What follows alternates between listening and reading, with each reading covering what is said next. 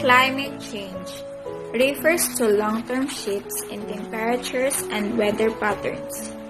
Human activities have been main driver of climate change, primarily due to the burning of fossil fuels like coal, oil, and gas, which produces heat-trapping gases. Climate change is often cast as prediction made by complicated computer models.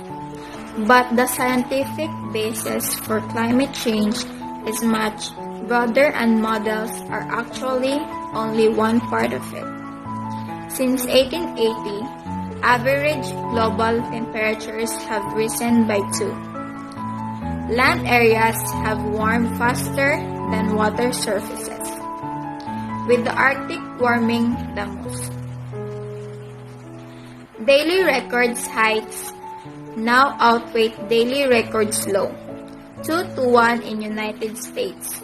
Human activities have been hitting the globe since the 80s. For more than a century, scientists have understood the basic physics behind why greenhouse gases like carbon dioxide cause warming for more than a century. Improvements to energy efficiency and vehicle fuel economy increases the wind and solar power, biofuels from organic waste, settling a price on the carbon, and protecting forests are all concrete ways to address climate change.